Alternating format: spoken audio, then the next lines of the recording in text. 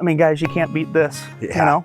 Are these some of the signature, would you say, I mean, we were talking about earlier, some of the signature holes are part of the course? So what's unique here about numbers 10 and 11 is this is truly new land to Tom and completely new holes. And, you know, holes original 10 through 15 were written up as, according to Rand Morissette, who started Golf Club Atlas and at one point was Golf Digest architectural editor.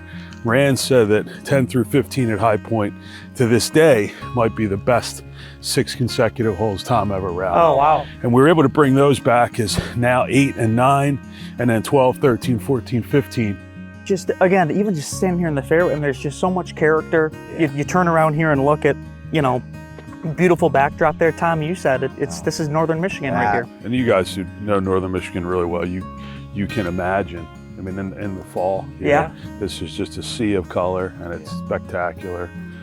The first time Tom ever saw the land in the mid-1980s, he said this land reminded him of the land that some of the great golf courses are built on northwest of London. So Sunningdale, St. George's Hill, Swinley Forest. So this sort of has the American heathland, which doesn't necessarily exist, but it's that style of land. And I think what he's done here is something that, you know, looks and plays a lot like that type of golf. Just a pure golf course. I'm even taking caddies, as we see caddies walking over here as well. We're a walking club. Yep. So, you know, I believe that the game is best experienced on foot, just like we're doing right here, walking, talking. You know, when you walk with caddies, you wind up talking with each member you're forcing. By the end of the round, I've not only learned about my 3 playing partners, but talked to both caddies and learned a little about them and their life. And it's part of what makes this game special. It's a sport of a lifetime. It's a great way to get to know people. You know, walking a golf course is certainly not going to shorten your life. If it's going to do anything, it's going to extend your life. Yeah. It's hard to beat, to have something that is this caliber, but that's 15 minutes from town, 15 minutes from Traverse City, but also 15 minutes from an airport that services commercial and private aviation. It's super accessible. Ton of great views out here and great shape too, you know? It's certainly coming along, and I give Dan and his team, Chris Danbrook, who's our golf course superintendent under Dan Lucas, director of agronomy. You know, those guys are a dynamic duo, and the work they've done here and the conditions that we've already delivered are fantastic. So very proud, and they're only going to get better each day. So when I think of Northern Michigan, I think views like this, property like this, and we just have a fantastic golf course here. That's just, it exceeded my expectations, and that doesn't happen very often. We talk about High Point being the high point of golf from a, you know, hey, great club perspective, but what about all the elevation here, dude?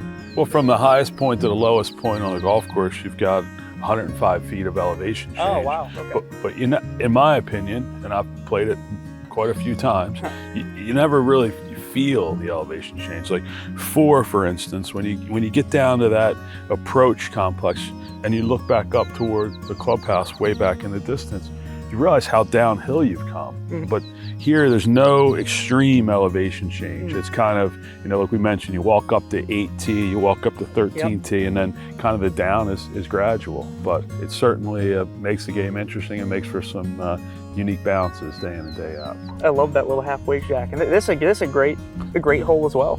So it's a vintage trailer from the 1960s, and our site engineer found it and sent me a picture of it, and I immediately sent it to our operations team. He basically called the people selling it and said, "I'll be down tomorrow with cash if you're willing to get it out of storage." And there you go. What do we always say? Money talks, right? It's a nice conversation piece, great statement piece, and it's kind of what we're about. You know, simplicity, but also the difference between good and great is all in the details. Yeah. So you know, the idea of just something that you don't see everywhere else. But even just standing in these fairways.